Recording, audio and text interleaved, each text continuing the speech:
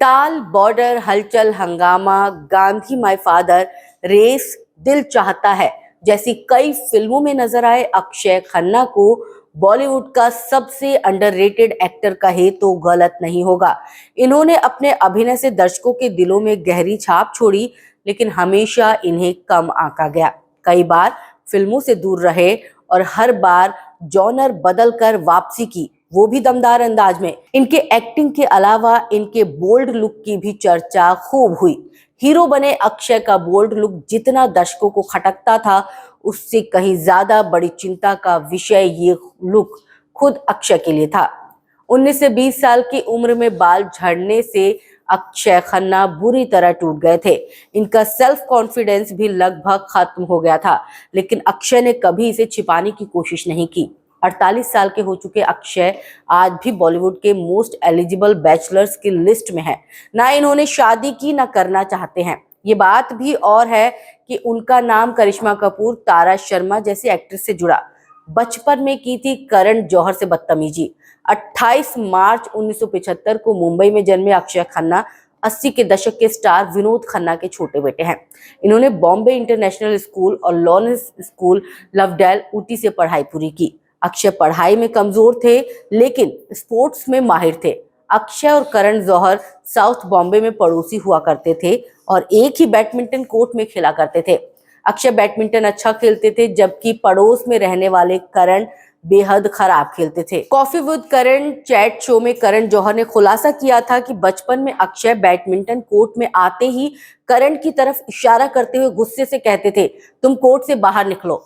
करण बचपन में सीधे साधे थे, तो वो बिना आपत्ति जताए सीधे बाहर निकल जाते थे।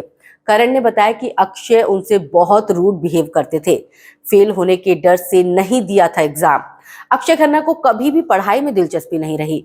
17 साल की उम्र में अक्षय खन्ना ने सिर्फ इसलिए कॉलेज का एग्जाम नहीं दिया क्योंकि वो जानते थे कि वो फेल हो जाएंगे। अक्षय ने एग्जाम को नहीं दिया, लेकिन उन्हें फेल होने से ज्यादा डर इस बात का था कि वो घर पर ये कैसे बताएंगे। अक्षय महीनों तक पिता विनोद खन्ना को सच्चाई बताने की हिम्मत नहीं जुटा पाए और उन्हें पढ़ाई छोड़नी पड़ी। एक दिन हिम्मत करके उन्होंने पिता को सच बता दिया तो उन्हें खूब डांट पड़ी, लेकिन आखिरकार उनके पिता मान गए। इसी समय ये बात तय हुई कि अक्षय फिल्मों में करियर बनाएंगे।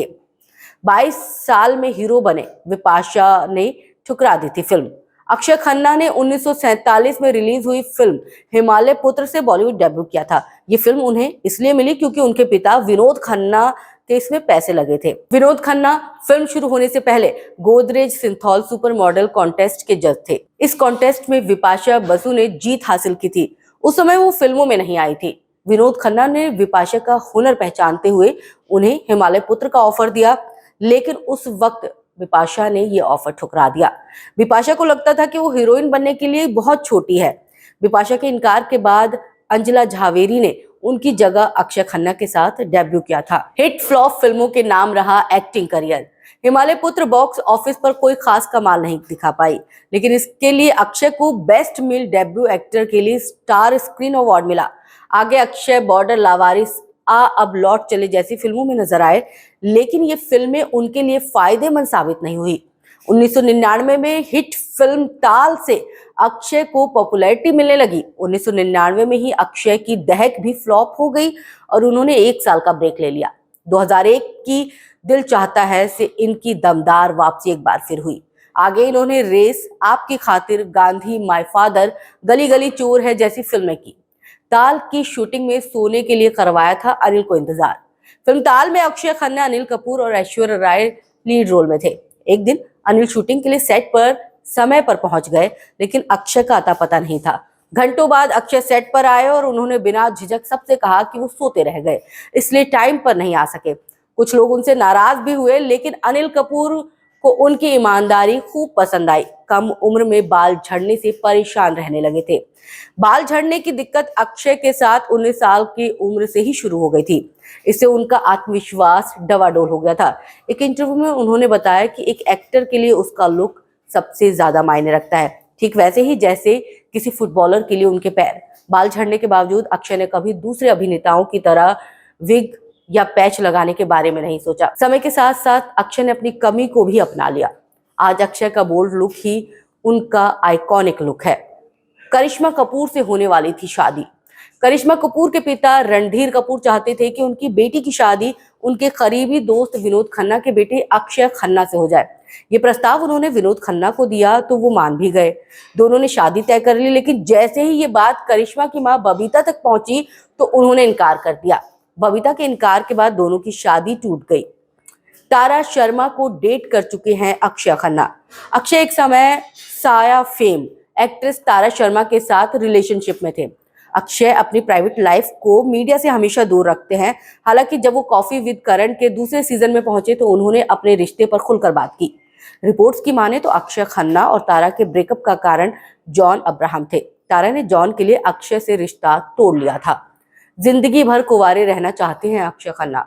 अक्षय खन्ना 48 साल की उम्र में भी अनमैरिड हैं और वो भविष्य में कभी शादी नहीं करना चाहते। अक्षय कहते हैं कि वो सिंगल लाइफ एंजॉय करते हैं और उन्हें बच्चों में कोई भी दिलचस्पी नहीं है। कभी जयललिता को डेट करना चाहते थे अक्षय। सिमी ग्रेवाल के चैट शो में अक्षय ने खुलासा किया कि वो तमिलनाडु की पूर्व सीएम और दिवंगत जयललिता को डेट करना चाहते थे। अक्षय ने बताया कि उनमें कई खूबियां हैं जो उन्हें आकर्षित करती थी। आमिर की वजह से हाथ से निकली थी तारे जमीन पर। तारे जमीन पर आमिर खान के करियर की सबसे बेहतरीन फिल्मों में से एक है। हालांकि आमिर से पहले ये फिल्म अक्षय को मिली थी। दरअसल प्रोड्यूसर अमोल गुप्ते अक्षय को फिल्म में टीचर राम निकुंज का रोल देना चाहते थे, लेकिन उनकी सीधी बातचीत नहीं थी। एक दिन प्रोड्यूसर आमिर से मिले तो उनसे कहा कि अक्षय खन्ना से मुलाकात करवा दो, क्योंकि दिल चाहता है के बाद अक्षय आमिर दोस्त थे। आमिर ने प्रोड्यूसर से कहा कि जब तक मैं खुद फिल्म को पसंद ना करूं तो मैं किसी और को उस फिल्म के लिए सलाह कैसे दे सकता हूं। ये सुनने के बाद प्रोड्यूसर ने आमिर को वो स्क्रिप्ट सुनाई तो आमिर को इतनी पसंद आई कि उन्होंने खुद रोल करने की बात कही। यही अक्षय का पत्ता कट गया और आमिर को फिल्म मिल गई। 4 साल के ब्रेक के बाद बन गए साइड हीरो। 2012 से 2016 तक इंडस्ट्री से दूर रहे अक्षय ने फिल्म ढिशुम से कमबैक किया। इसके बाद इन्हें लगातार मॉम, इत्तेफाक, सेक्शन 375 जैसी फिल्में मिलने लगी। 2022 में रिलीज हुई दृश्यम 2 में अक्षय के रोल को खूब सराहा गया। तो कैसी लगी आपको हमारी पेशकश? कमेंट करके जरूर बताइएगा।